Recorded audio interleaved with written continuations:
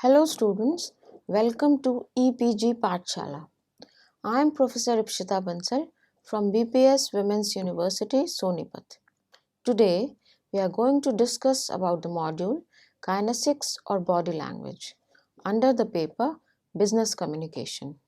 By the end of this modules, you will be able to understand first what is kinesics and why it is important. Second, to know various postures, gestures, expressions and their significance. And third, learn how kinesics play a vital role in personal and professional life.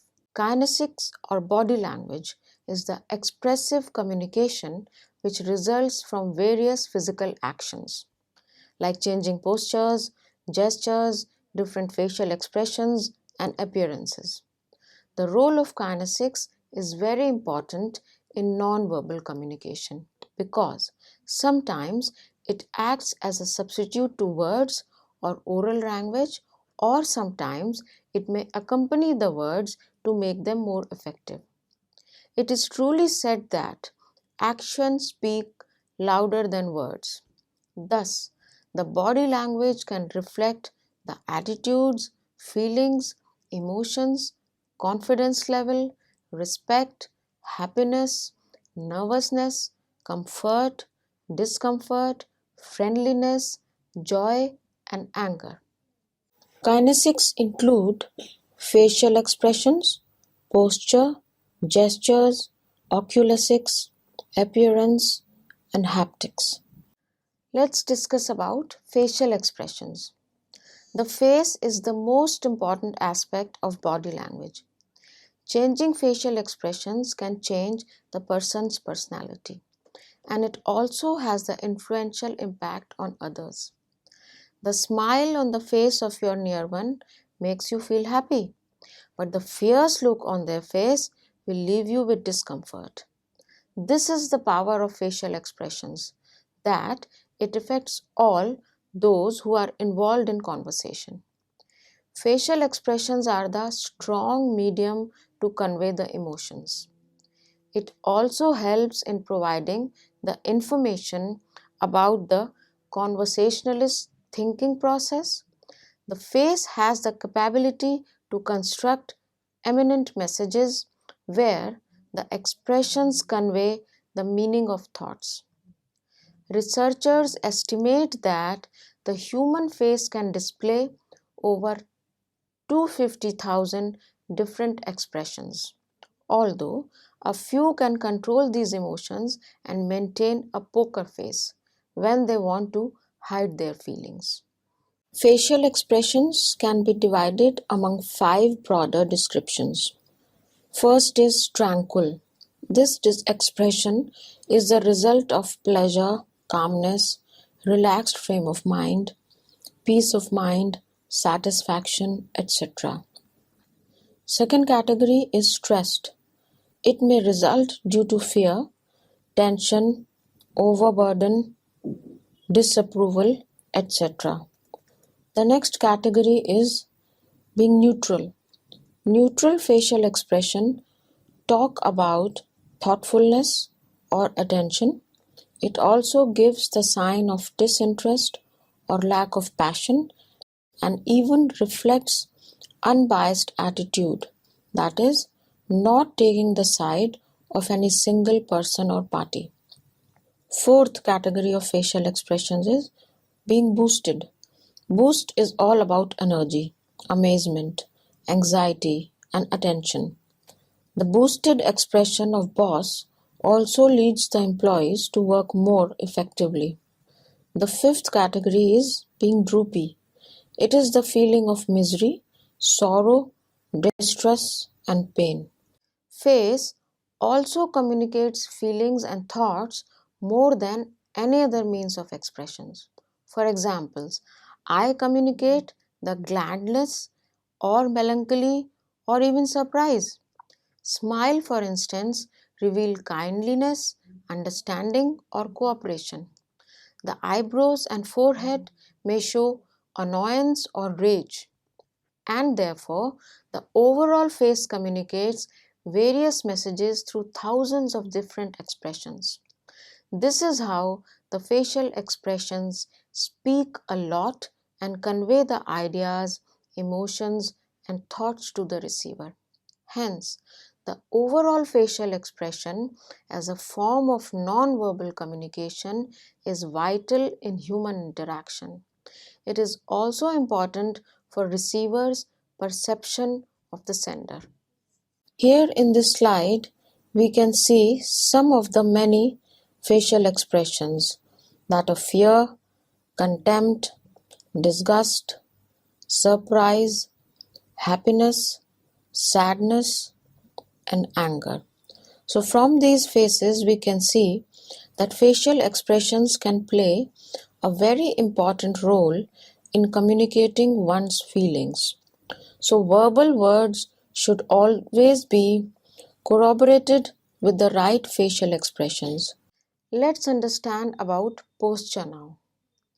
In each field of life, whatever it is, like in drama, in movies, in circus, in organizations and institutions, we find great presenters which make the audience laugh, cry, and even motivate to work better. The people are led away with the talks of these great presenters as they are different. They carry some unique attributes with them, and that is their posture. They never stand still at one place, rather, they keep moving and use open posture which influences the audience. It is vital to use the right posture while communicating. The posture includes head, hands, legs, back, and for the right posture, it is essential to make the body movements effective. Here we can see three different types of postures. First is an example of poor posture where the head is leaning forward, back is flat, and the person is generally bending. This is not a good posture.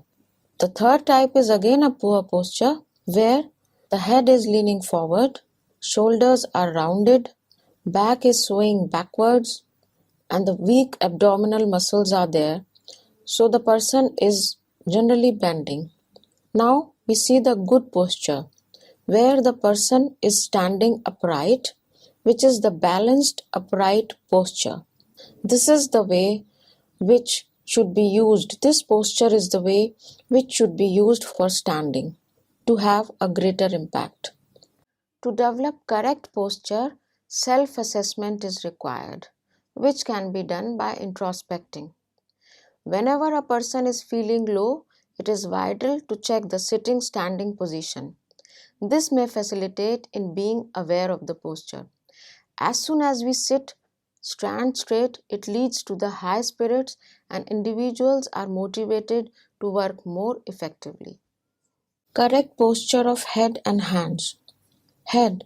The position of head can provide you the confidence and even make you dull, showing lack of confidence. It is essential to know that how to use the head. While having a business meeting or delivering a presentation, it is significant to keep the head upright vertically. It boosts the confidence of the speaker and is of great aid in convincing people. If the position of head is looking down again and again to the floor, this will give an impression that the person is not self-confident. Tilting the head from left to right while listening to all other speakers is a good way of communication and giving non-verbal cues, as it gives the speaker the satisfaction that someone is listening and even it makes the discussions healthier. With respect to hands and arms, open hands and arms spread outside is a positive posture. If a person stands with closed arms, he or she will be called as not interested and will reveal the closed personality. Closed arms will show the defensive body posture. The closed body will reveal the closed attitude where people do not prefer to mix up with others. The arms should be open and spread outside, which reveals open body posture and considered ideal for business meetings. Correct posture of legs. It is said that legs can talk too, which is actually true. Legs move around a lot, especially in those situations when people are nervous, stressed, or even when they are lost in some thoughts. So it is essential to keep them in control and in a still position, particularly while facing an interview or in business meetings or discussions. So what should we do? We should put feet on the floor while stand on both the legs. That is, keep the feet on the floor as the body weight is balanced on both legs. Secondly, stand on feet, not on toes. Many people have been noticed that while delivering the speech, they turn their standing position again and again on toes, which depicts that they are unable to convey their message effectively and are searching for words or recalling the message. Do not shake the legs. Lots of time it has been observed that people keep on shaking their legs while they are sitting. It may happen if they are thinking something or else with different reasons. Shaking of legs not only distracts the speaker but also disturbs the person sitting near you. It is important to control the movement of legs. Next, crossing the legs. Cross legs for the long period of time will leave the person in uneasiness or discomfort, as due to crossed legs, the problem of backache can commence, which can lead to other physical problems. Besides this, while sitting in a group meeting, if a person crosses legs, he or she is likely to bend to one side, which depicts avoidance of those people who are sitting on the other side. Therefore, controlling the movement of legs is essential for being faultless in communicating non-verbally.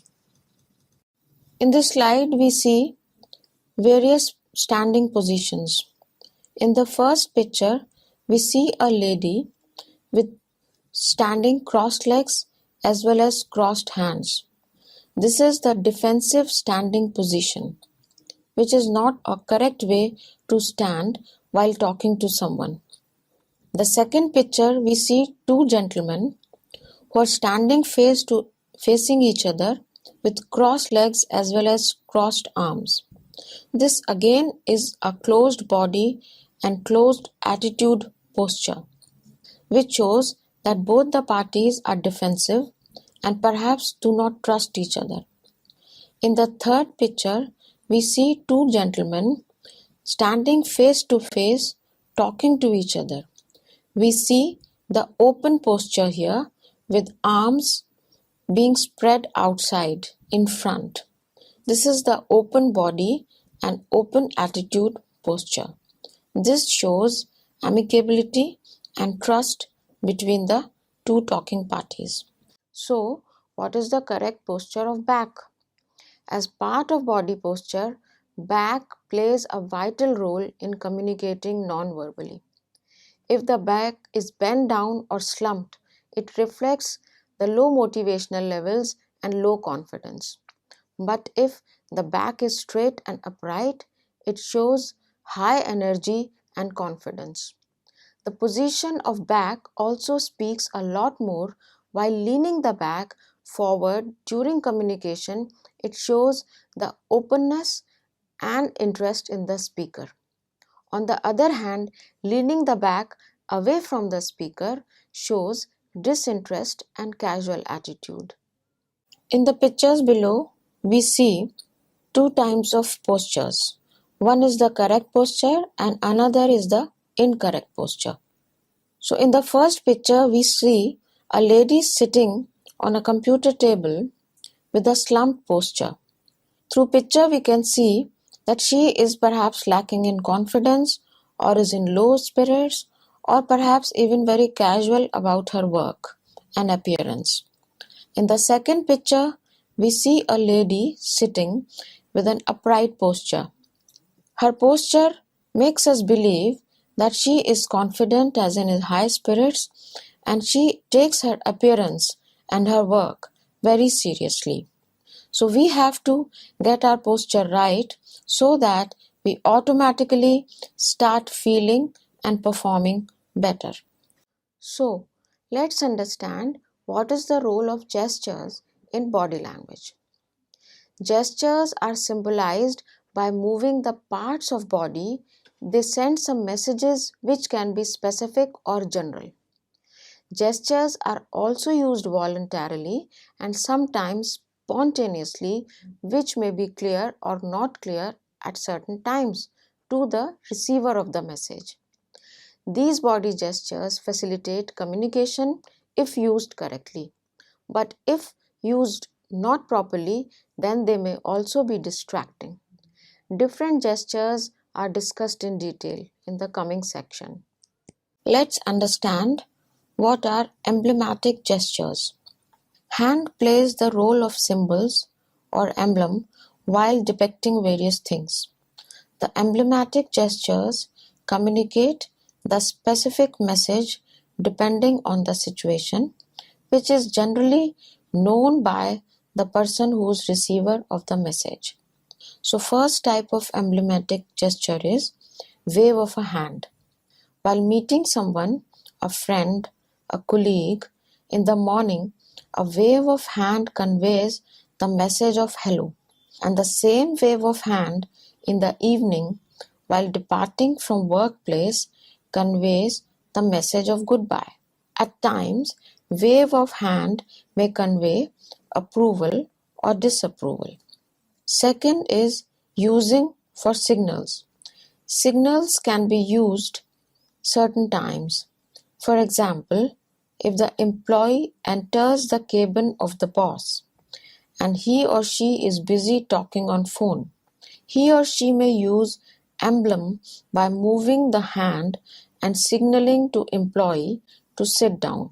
It may also be known as spontaneous gesture as the activity took place spontaneously when the employee entered. The next is symbolic gestures. Some hand movements are known as the gestures about which we are aware and consciously use the symbols by hands to communicate something, such as thumbs up, depicting best of luck, sign of V, which gives the feel that victory is yours, joining the hands together, showcasing welcome or a respect in Indian culture, that is also known as Namaste. Here we can see various symbolic gestures. First one is a closed fist, which is denoting the strength of unity. The second one is a V, facing the receiver of the message, denoting victory. The third one is V, with back of the hand facing the receiver, denoting the number 2. The fifth is the whole hand with joined fingers, again denoting strength in unity. The fifth one is a thumbs up sign stating that all is well. The next one is a closed fist with the back of the hand facing the speaker, which is a threatening symbol.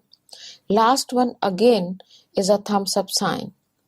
So these symbols are used by the people to communicate non-verbally in the shortest possible span of time, which is generally understood by the receiver of the message. Unnatural gestures. These gestures are not natural and represent discomfort or lack of interest. The unnatural gestures convey unfavorable and negative image of a person. For example, touching one's body parts again and again, like rubbing the nose, settling the hairs, or playing with the objects like clothes, pen, etc. all are the unnatural gestures and need to be avoided. Gestures can be clear or unclear. When the hands or other body parts are used rightly, it conveys the clear message, or else the message is distorted as the gestures are unclear. Ramanand Singh says that there is no correct gesture for any given situation. But one of the keys to using good gesture is the appearance of spontaneity and naturalness. In other words, gesture should be performed without nervousness. Now let's understand about oculesics. The manner in which eyes are used during conversation is known as oculesics. It includes eye movements such as eye contact or escaping from eye contact. It conveys various feelings of happiness, sadness, surprise, etc. Eye contact is direct and impactful form of body language. People generally maintain proper eye contact during communication. The superior can maintain the eye contact for a longer duration in comparison to the lower level worker. Eye contact plays the crucial role in group discussions and interviews. It is essential to maintain the proper eye contact at business meetings and in other formal discussions, as it gives more credibility to the message and develop trust of the audience in the speaker. Eye contact is an important way of communicating non-verbally. Eyes depict our feelings, our attitude, sometimes even our intentions. So using one's eyes for communicating effectively should be practiced and implemented. Eye behavior can be divided into different categories. First, gaze.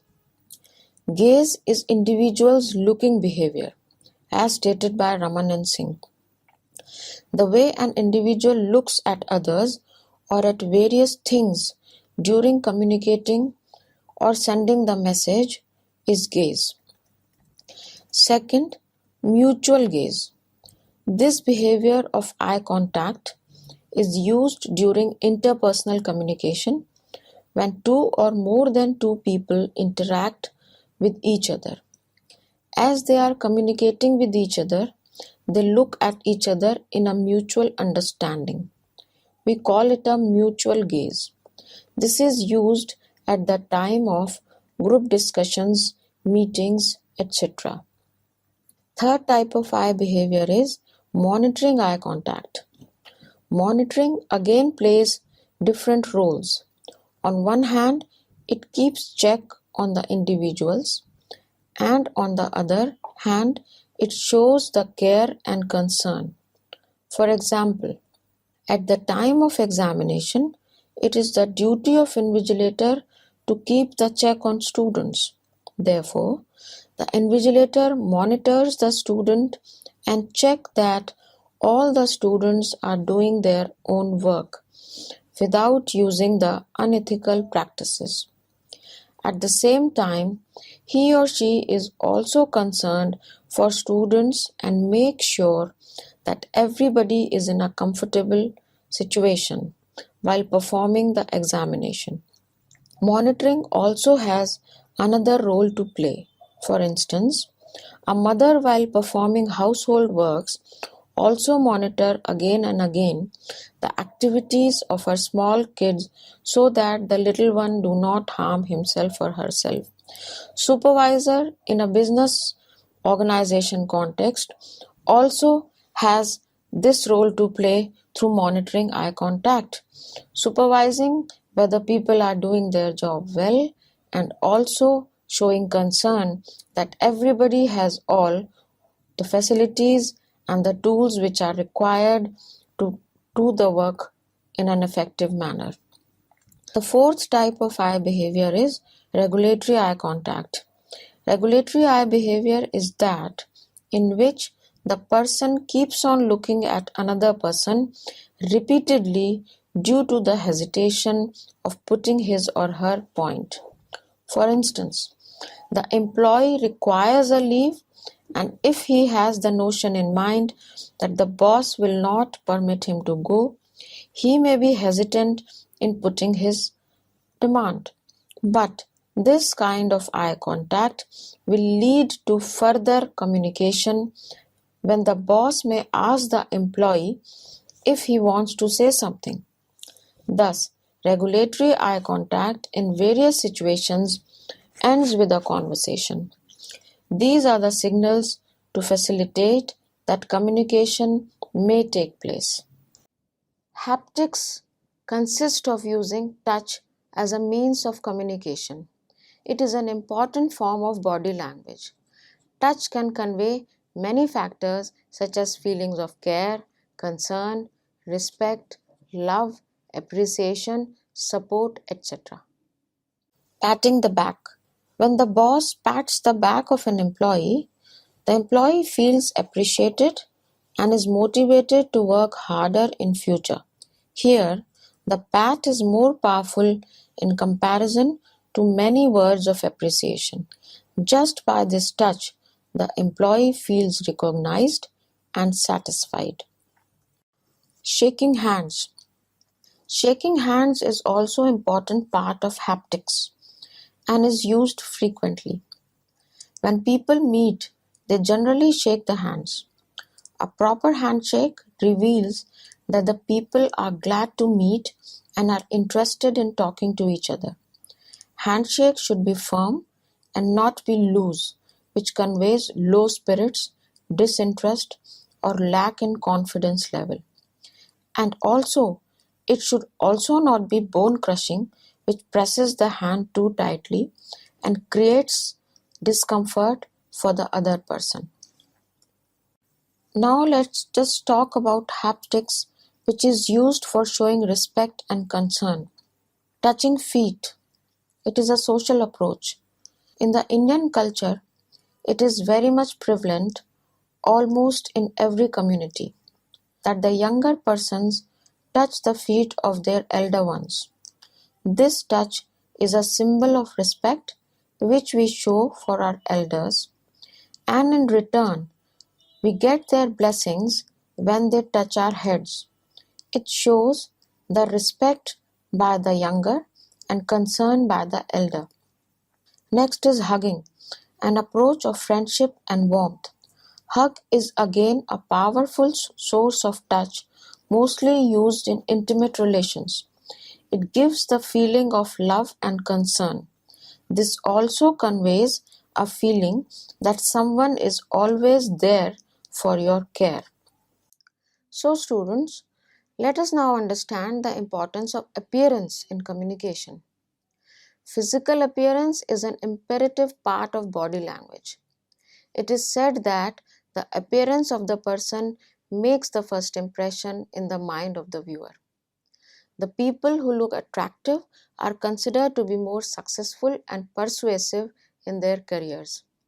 At the same time, individuals who are not properly dressed up and carry poor clothing styles are considered unsuccessful.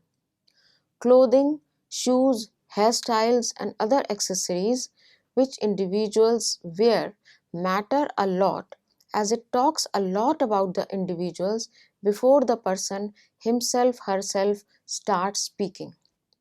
It also reflects their job, personalities, lifestyles, and even values. Therefore, it is essential to pay attention on good grooming. Clothes, hairstyles, hygiene, polished shoes, clean nails, etc. It is important to invest in good professional looking clothes and accessories and avoid the strong perfumes and too much makeup. It is the key point to be comfortable in whatever the attire one carries. Mukherjee gave a list for the proper appearance of individuals in the organization, which comes after this. Let's now consider what is the proper appearance of men in organizations. Mustache. or beard. Preferably, men should be clean shaven at workplace. Nails should be trimmed and clean. Shirt, if possible, should be light colored and of full sleeves. Should complement the trousers. If the shirt is light, choose dark trousers. Suit, preferably a jacket. Match the jacket with the color of trouser and shirt. Tie. Wear a tie with collar buttons closed. Should be formal looking and the tie must reach the belt. Belt. Belt shoes matching with the colors of trousers. Avoid extra large buckles in the belt. Socks. Bright socks should be avoided. If wearing black trousers, avoid white socks. Match the socks with the color of trousers. Shoes. Shoes should be matching the color of trousers. Need to avoid sports shoes in formal occasions. Before wearing, clean and polish the shoes. In this slide, we see three pictures. First one is a man with a beard and a mustache, which perhaps is not to be done at the workplace. Second one is a man who's clean shaven, which is absolutely all right in the workplace. And the third picture is generally a clean shaven face with a small beard, which perhaps is acceptable in the workplace. All these things also depend upon the culture of the country or the society or community in which one is working. Now let us consider proper appearance of women in organizations. Hair should be well tied up and should not come in front of eyes. Ensure that there are no traces of dandruff. Nails should be well trimmed and clean. Shirt should be appropriate in size, neither too loose nor too tight. Sari should be well pleated, clean and ironed. Needs to be simple and formal looking, not too catchy and bright in colors. Jewelry should be kept at minimum. It should not be extravagant or flashy.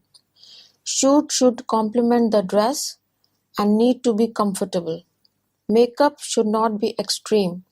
Mild makeup or touch-up will work.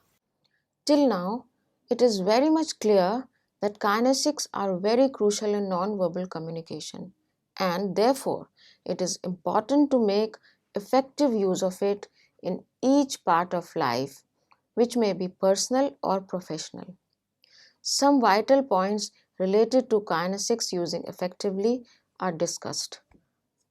So, to cap up, we should understand how to use kinesics or body language effectively. First is mind the body chat. In our day-to-day communication, we should carefully notice details about the way we speak. Standing position should be upright. Actions of body should be smooth and fluid, as the stiff posture shows rigidity. But frequent and fidgety action should be avoided. One should carefully identify small things like not playing with the lock of hairs or a pen, not shaking or jiggling the feet as it gives the impression of being uninterested. Such behavior or body language curbs the power of words and speech. Therefore, we must mind our actions. Second, be very careful with handshake. Handshake conveys the message of power and concern. It is the important part of communication or greeting when people meet first time. Remember that with proper handshake, it is important to check that the hands are clean and dry while shaking them. Third, establishing the eye contact. Eye contact should be made in the best possible way. Proper eye contact forms the impression on others. Eye contact is specially used in interviews, group discussions, etc. Austin has stated that you must acquire the ability to sustain direct eye contact. if you want to be taken seriously. But my advice is that don't stare. Then fourth, be yourself. One must relax by avoiding all tensions and be what we are, instead of imitating others or pretending to be what we are not. The people who are self-aware and self-confident work in a more relaxed manner and enjoy the task. So students, let's now summarize what we have learned in this module. Body language includes facial expressions, posture, eye contact, and language of touch and the appearance of individuals. These all are important aspects of non-verbal communication and needs to be worked at positively. Facial expression of an individual speaks a lot and impacts others too. If a person is happy and wears a smile on his face, he may also make others smile. The right posture can have an impact on all other people watching you, just like an artist on screen who makes thousands of people laugh and cry with him or her by effective actions. The proper eye contact is also essential to influence the listeners and is very crucial at the time of interviews and group discussions. Touch shows the feeling of respect, love, appreciation, etc., and convey our thoughts and emotion.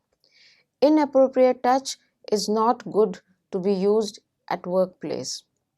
Appearance is important in building positive first impressions. It is even said that if your appearance is good, then half of the battle is won. Therefore, using all these aspects of body language effectively are likely to lead individuals towards the ladder of success. Thank you.